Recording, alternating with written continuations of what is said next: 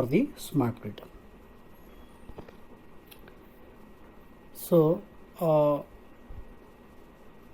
the first four chapters, whatever we studied what is smart grid, what is the architecture of smart grid, how the different components of the smart grids are working, and what is the new technology which we are going to propose for the existing technology, and what are the tools and techniques we are going to adopt, what are the different security issues, what we mean by cyber security, what are the tools and protocols we are going to use to protect the smart grid. About that we discussed in detail in all the first four chapters, but the last chapter, that is model 5, totally dedicated to the research avenues whatever we have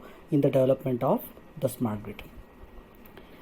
As already we know, the smart grid will require the engineers and professionals with greater expertise and training than the skilled workspace of the today. So what the need of the smart grid is, the smart grid always needs a skilled engineers. They can automatically analyze, understand and modify the current situation very efficiently. So that is the need of the smart grid.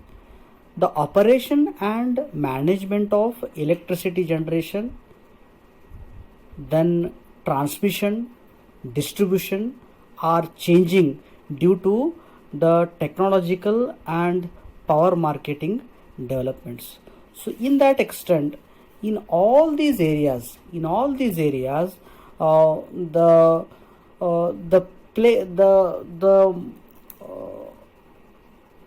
response of the experienced engineer is playing a vital role.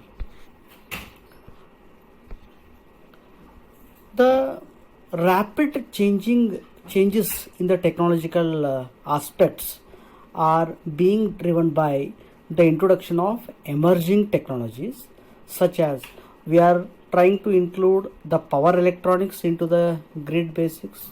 We have the distributed generation, we have the renewable energy resources, we have the microgrids, digital protection coordination, then we have some supervisory controls, the new improvements in the SCADA and energy management. In all these aspects, rapidly the technology is changing.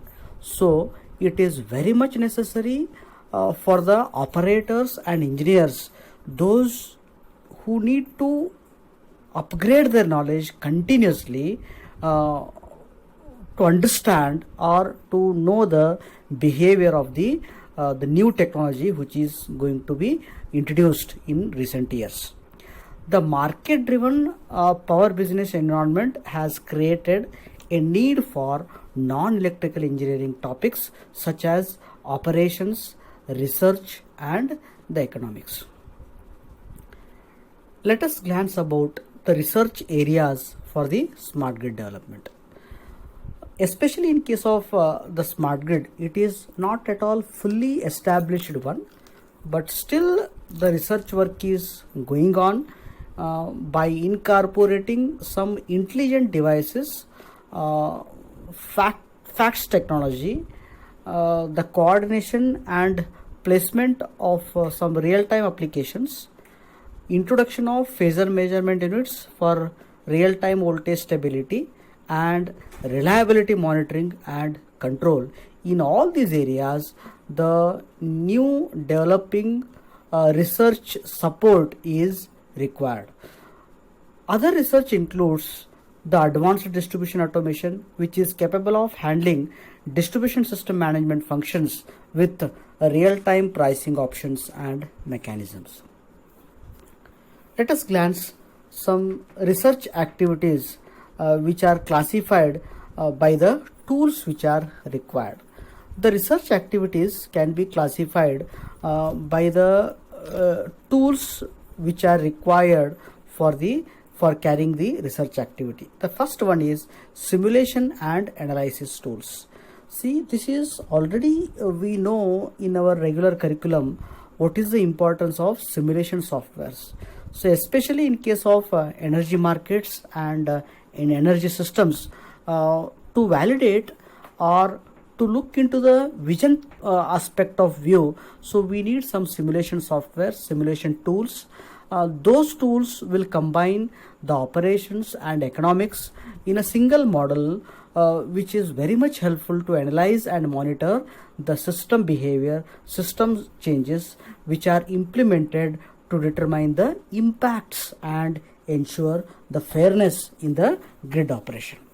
The second point is the development of smart technologies from the government and industry.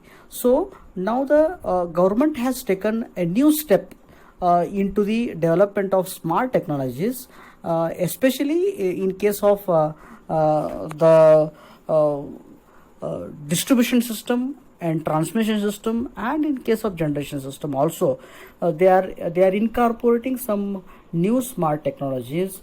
Then they efficiently they can monitor, they can reduce the losses, reliability can be improved, the stability can be enhanced. So the industry people as well as the government has taken the initiation in the development of smart technologies, so which will give the large area for the researchers to show their ideas, they may try to implement their ideas in these areas.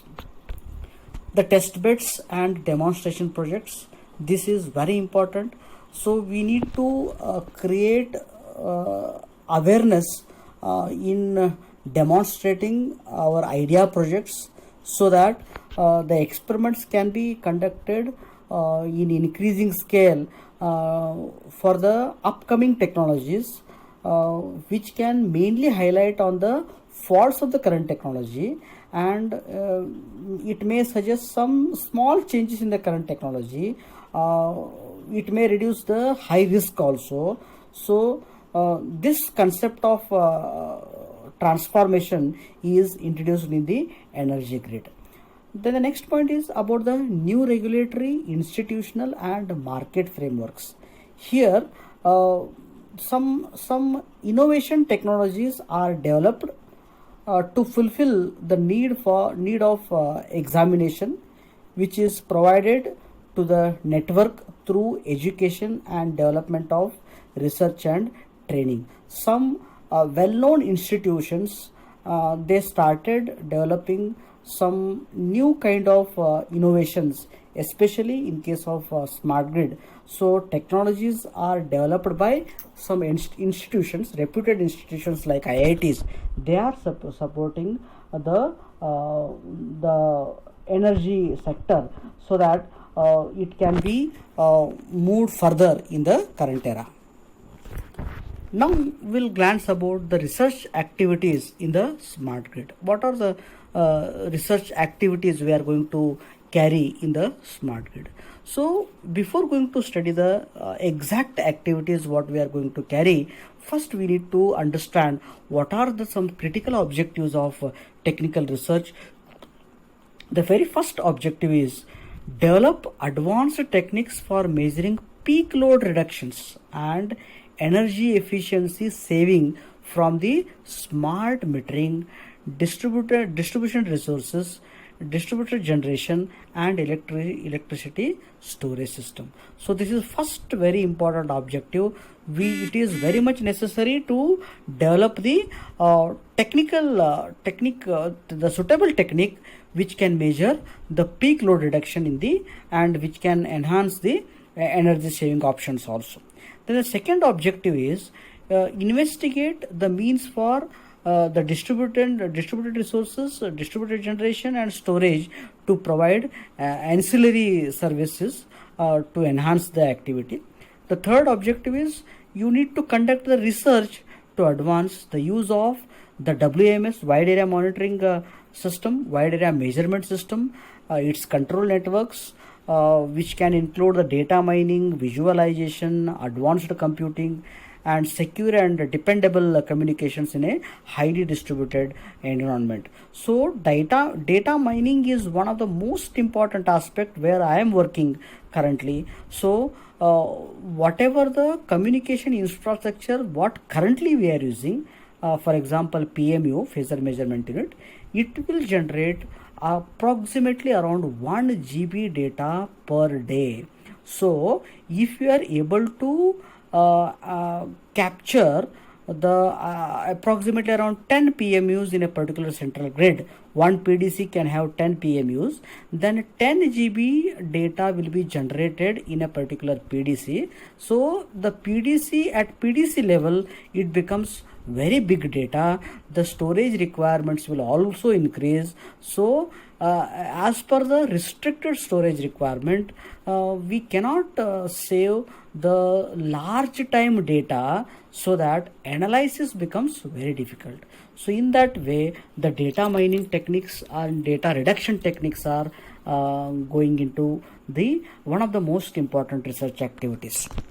The fourth objective is test the new reliability technologies, which include concerning mainly on the communication network capabilities, and especially in case of wide area outage scenarios. Then the next objective is you need to identify the communications in network capacity which is needed to implement the advanced technology, investigation in time of use concept, real time electricity pricing, developing new algorithm for the transmission system software applications. It may promote the use of underutilized electricity generation capacity. You can develop the interconnection protocols to enable the electrical utilities to access the electricity stored in vehicles to help the meet the peak loads. This concept already we studied in a fourth model in renewable energy resources.